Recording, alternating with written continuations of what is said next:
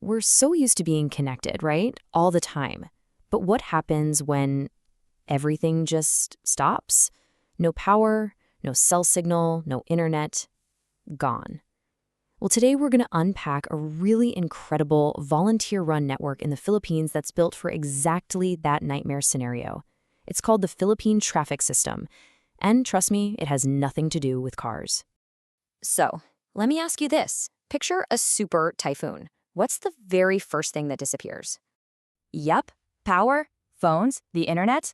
Poof. The whole digital world we live in, it can just vanish in a flash. And in the middle of all that chaos, when you're totally cut off, how do you send that one simple, crucial message? The one that just says, "We are safe."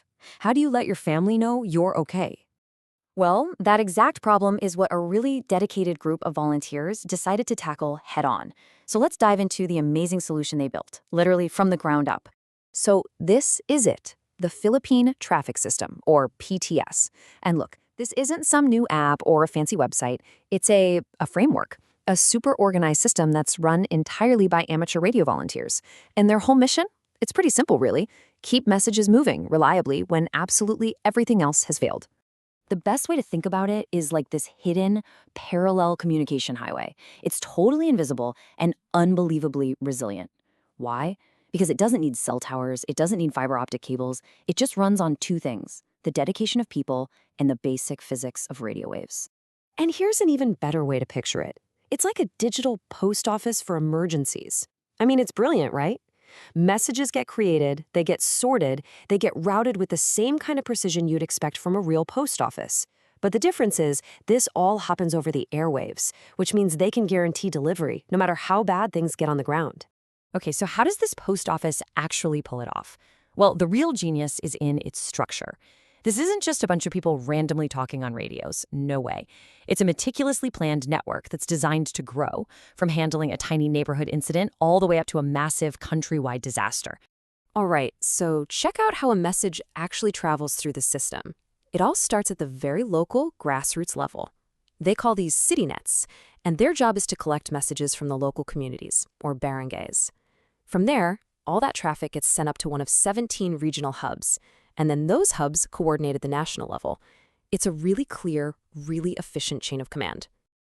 And at the very top of that chain, the whole system is smartly divided into three big national divisions that mirror the geography of the Philippines. You've got Luzon, Visayas, and Mindanao.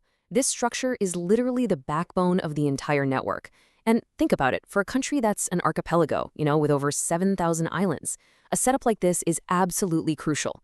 It's how a message from a tiny, remote village can actually make its way to the right authorities or to a worried family member anywhere in the country.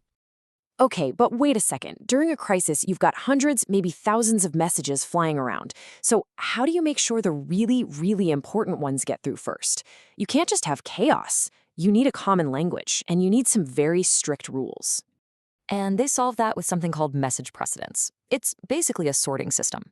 Every single message gets a category. Emergency, that's for legit life or death stuff, and it always, always goes first. Then you've got priority for urgent official business. Welfare is for those super important we are safe messages. And finally, routine is for, well, everything else.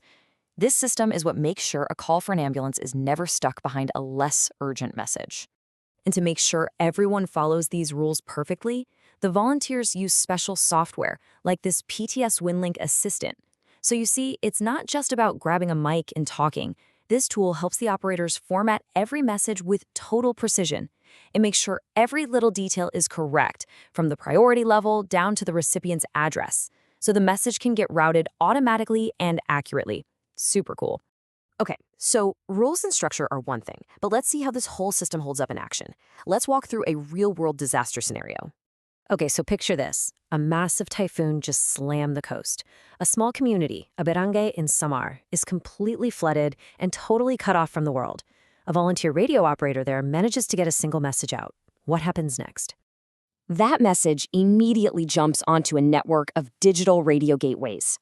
What you're looking at here is basically the live heartbeat of the network. Each one of those lines is a station, and all those green uplights, that means the lifeline is active. It's standing by, ready to catch that urgent message from Samar and pass it along the chain. And here's what's so powerful. The system is smart enough to separate the different kinds of messages. So on the left, you're seeing the official dashboard for the Emergency Operations Center. This is tracking the critical stuff, like that flood report from Samar. But on the right, that's the public welfare dashboard.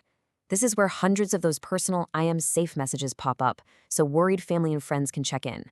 It's serving two massive needs at once: the official response and, just as importantly, personal peace of mind. And honestly, this is what it's all about. Just look at these. These are real messages that went through the system. Please tell Mama we are okay. Passing flood is high, staying at the second floor, all well. I mean, these aren't just data points on a screen. They're threads of human connection.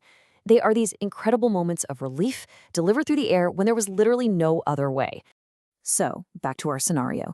That urgent flood report from Samar, it successfully travels all the way up the chain to the National Disaster Authorities. And this is key. The communication flows both ways. Instructions for help, for rescue, they flow right back down that exact same reliable path.